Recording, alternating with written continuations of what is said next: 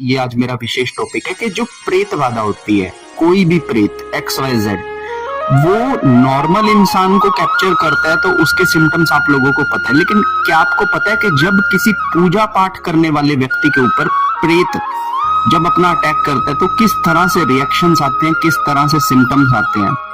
क्योंकि आप लोगों ने तो बहुत सुन लिया होगा कि अगर किसी को प्रेत बाधा हो गई है तो या तो उसे हाजिरी आ रही है या फिर उसके अंदर चीजें खेल कर आ रही हैं, वो सुन्न हो जा रहा है, उसे पता नहीं लग रहा है वो किस रास्ते जा रहा है, वो अपने घर में लड़ाई कर रहा है, उठापटक कर रहा है। ये सारी चीजें एक नॉन साधक के लिए हो सकती हैं, जिसने कभी पूजा पाठ नहीं की, जिसने कभी मंत्रमाला नहीं की, जिसने कभी भी अल्कोहल से और नॉन वेज से परहेज नहीं किया, जो कहीं भी कूद जाता है, उसे कोई तामसिकता सात्विकता से कोई मतलब नहीं है, ऐसे व्यक्ति के ऊपर ये सिम्टम आते हैं। लेकिन क्या आपको पता है, जो नॉन वेज नहीं खाते, जो मदिरा नहीं पीते, जो पूजा पाठ सुबह शाम करते हैं, जो एक एक माला भी जाप करते हैं, जो साधना करते हैं, जो महिलाएं व्रत करती हैं, जो पूजा पाठ हनुमान चालीसा बजरंग बाण मंदिर जाना सुबह शाम, जो लोग ऐसी क्रियाएं करते हैं, क्या आपको पता है कि इनके ऊपर जब प्रेत आता है तो इनके सिम्टम्स क्या होते हैं?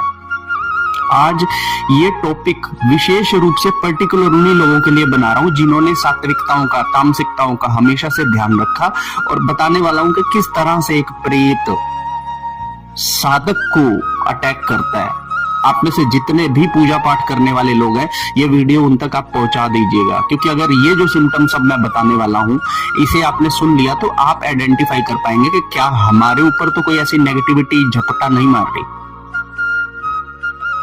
वीडियो अच्छी लगे तो लाइक कीजिएगा, चैनल पर पहली बार आए हो तो सब्सक्राइब कीजिएगा और अपने दोस्तों के साथ इसे जरूर शेयर कीजिएगा। क्योंकि जब आप तामसिकता सात्विकता का बहुत परहेज करते हो, आपको लगता है कि आज मंगलवार है तो नॉनवेज मुझे नहीं खाना है, शराब बुरी चीज होती है, किसी ढाबे पर अगर नॉनवेज भी बनता है तो वहां पर खाना नहीं खाना है, आप भगवान शिव पे जल चढ़ाने जाते हैं, आप सुबह शाम पूजा करते हैं, एक एक माला अपने आसन पे, सोफे पे, बेड पे बैठ के जाप करते हैं, आप हनुमान चालीसा पढ़ते हैं, आप व्रत करते हैं, एकादशी करते हैं, प्रदोष करते हैं, तो इस तरह की अगर आप एक्टिविटीज करते हैं तो एक चीज जान लो कि प्रेत आप पे जब अटैक करेगा तो उसके सिम्टम्स हमेशा अलग तरीके से होंगे, वैसे नहीं होंगे जैसे आपने पहले नॉर्मल आदमी के बारे में सुना। अब वो सिम्टम किस तरीके से होंगे मैं उन चीजों के बारे में आपसे बताने जा रहा हूं। पहली चीज, नंबर 1, सबसे पहले जब भी किसी एक साधना करने वाले को, पूजा पाठ करने वाले को प्रेत जब भी अटैक करता है तो उसको सबसे पहले जो यहाँ पर अटैक होता है वो होते हैं उसके तत्व। अब आप बोलेंगे कि तत्व कैसे? जैसे हमारा शरीर जो है ये 5 तत्वों से बना हुआ है, ठीक है ना? तो जब भी हम किसी देवता की पूजा करते हैं तो नो डाउट देवता के हिसाब से हमारे तत्व बढ़ते हैं और कोई एक तत्व प्रधान होता है। जैसे हनुमान जी या माता काली की जो लोग पूजा करते हैं तो उनका अग्नि तत्व प्रधान होता है। जो लोग भगवान श्री कृष्ण जी की, राधा रानी की पूजा करते हैं, इनका वायु और जल तत्व प्रदान होता है। जो लोग भगवान शिव की पूजा करते हैं उनका जल तत्व अत्यधिक बलवान होता है। तो हर व्यक्ति का एक तत्व जो होता है वो प्रमुख रूप से होता है, और जब आप किसी देवी देवता की पूजाएं साधनाएं करते हो तो आपके तत्व में इनबैलेंस होगा और फिर से बैलेंस आ जाएगा, फिर से बैलेंस आपका जाएगा, फिर वापस से बैलेंस आ जाएगा। तो इस तरह से एक सोल हमारे साधना जगत के अंदर जो है गति करती है अच्छी ऊर्जाओं को, ठीक है। अब यहाँ पर जब कोई प्रेत आपके ऊपर अटैक करेगा तो सबसे पहले वो आपके या तो जल तत्व के आप प्रधान हो तो जल तत्व को बहुत बढ़ा देगा, अग्नि तत्व के प्रधान हो तो अग्नि तत्व को बहुत बढ़ा देगा। अब प्रेत कर कुछ नहीं पा रहा, लेकिन वो अगर आप हनुमान जी या माता काली की पूजा करते हो आपको एक्सेस में गुस्सा आने लग जाएगा। बहुत लोग आपको बताएंगे कि तुम माता काली के मंत्र करते हो उग्र, उसकी वजह से हो रहा है। वो तो एक रीजन है ही, लेकिन नेगेटिविटी भी उसके ऊपर जा रही है, ये दूसरा रीजन भी आ गया।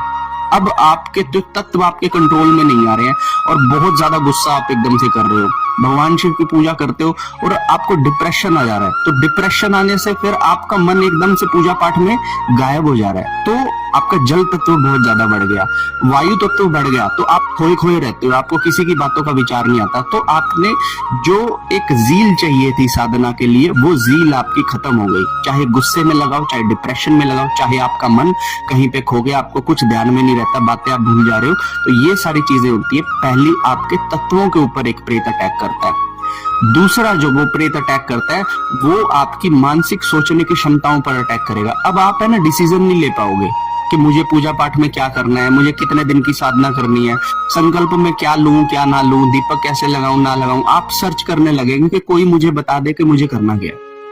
आपकी खुद की बुद्धि बंधन में कर दी, अब आपको नहीं पता आपको करना क्या है। तो इस तरह से आपके सोचने समझने की क्षमता पे भी जो है एक प्रेत ने हमला कर दिया और आप अब सही से डिसीजन भी नहीं ले पा रहे। ठीक है, तीसरी चीज ये होती है कि आपके अंदर एक डर उत्पन्न होने लग जाता है किसी भी चीज को लेके, हर चीज को लेके एक शंका उत्पन्न होगी। जैसे फॉर एग्जांपल, जब तक आप पूजा पाठ करते थे आप लोगों को बता रहे हो कि तू ऐसा कर, तू ऐसा कर, तू इस तरह से कर, तेरे काम बनेंगे, लेकिन अब आपको डर लगने लग गया। अब आपको ऐसा लग रहा है कि यार मैं सामने वाले को बताऊंगा तो कहीं उसकी चीज मुझ पर ना आ जाए, या फिर अगर आप किसी को कोई रेमेडी दे रहे हैं या खुद करवा रहे हैं या खुद कर रहे हैं जाकर, तो आपको डर की अनुभूति होगी कि यार कहीं इसकी चीज मेरे ऊपर ना आ जाए।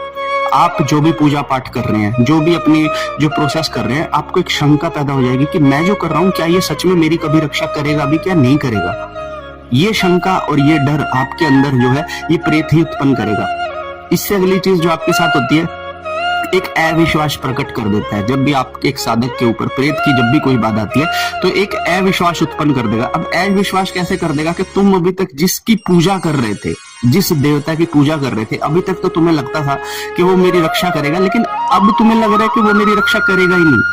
अब तुम्हें डर लगने लग रहा है। अब तुम सोच रहे हो यार मुझे कोई ऐसा व्यक्ति मिल जाए जो मुझे रास्ता बता दे। अब आप सोच रहे हो कि मुझे कोई ऐसा मंत्र मिल जाए जो मेरी रक्षा कर दे। जो मंत्र अब तक करते आ रहे थे उससे आपका विश्वास एकदम से हट गया। एक अविश्वास प्रकट हो गया देवताओं के प्रति, अविश्वास प्रकट हो गया मंत्र के प्रति। शंका आने लगी मेरा मंत्र चलता भी है या नहीं चलता, या मैं बस ऐसे ही चली जा रहा हूं। तो ये चीजें तभी होंगी जब एक प्रेत आपके ऊपर अटैक करने की पोजीशन में होगा। उससे आगे क्या होगा,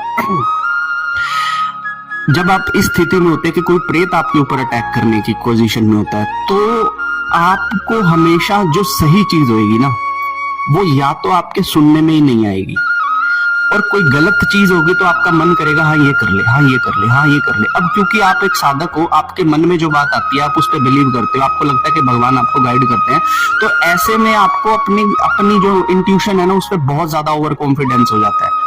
तब आप सही चीज को अंदर से ही मना कर देते हो और जो गलत चीज होती है उसको लेके हाँ कर देते हो। और मैक्सिमम साधक यहीं पे मार खाता है, मैक्सिमम पूजा पाठ करने वाला व्यक्ति यही मान खाता है, क्योंकि उसे तो अपनी केवल इंट्यूशन पे बिलीव हो रहा था, लेकिन अब उसकी इंट्यूशन ने ही अगर गलत जवाब दे दिया तो वो तो उसी पे चलेगा ना, वो बाहर की तो सुनता ही नहीं है। तो आपने सही को गलत पे साइड में कर दिया या नजरअंदाज कर दिया और गलत को जाके आपने चूज कर लिया। ये एक साधक के साथ बहुत बड़ी समस्या होती है। उसके बाद क्या होती है कि अब साधक क्या है, एक एनर्जी का गोला है, ठीक है ना। कोई भी पूजा पाठ करने वाला व्यक्ति, मंत्र जाप करने वाला, व्रत करने वाली महिला, कुछ भी है ना, उसके अंदर एक ऊर्जा का प्रकाश होता है, ठीक है। तो वो ऊर्जा को वो संभालने की कोशिश कर ही रहा है, क्योंकि कोई वेल सेटल्ड तो होता नहीं है साधना के जगत में। कोई ऐसा तो है नहीं कि प्रखर पे पहुंच गया, सब लोग मिड में ही होते हैं। तो ऐसे में क्या होता है कि वो आग के गोले होते हैं और उनकी आग को किसी भी तरीके से भड़का दो, या तो उन्हें गुस्सा दिलवा दो या उनकी काम वासना को बढ़ा दो। क्योंकि अगर काम वासना से बढ़ गया तो वो अपनी शक्ति को स्खलित कर लेगा और प्रेत को मौका मिलेगा उस पर अटैक करने का। क्योंकि जब तक वो नहीं करेगा, अपनी काम वासना को वो कंट्रोल करेगा, ब्रह्मचर्य को रखेगा, तो प्रेत को भी पता है वो उसे छू नहीं सकता क्योंकि वो जलेगा। तो कैसे किसी को छूना है तो क्या करो, उसका ब्रह्मचर्य कैंसिल करवा दो, किसी तरीके से उसकी काम वासना को इतना बढ़ा दो कि वो रात को पड़ा पड़ा बेड पे सोचता रहे उल्टी सीधी चीजें, उसके दिमाग में 24 घंटे आए। कोई व्यक्ति दिखे, कोई महिला दिखे तो उसके बारे में 36 उल्टी सीधी बातें करे, तो उसकी काम वासना को बढ़ा दो। एट दी एंड क्या होगा, 5-6 दिन के बाद वो खुद अपने ब्रह्मचर्य को तोड़ देगा और उसका सत्यानाश हो जाएगा। और वो मौका मिलेगा प्रेत को कि अब मैं इसकी बॉडी पे जाकर सीधा अटैक करता हूँ। अभी भी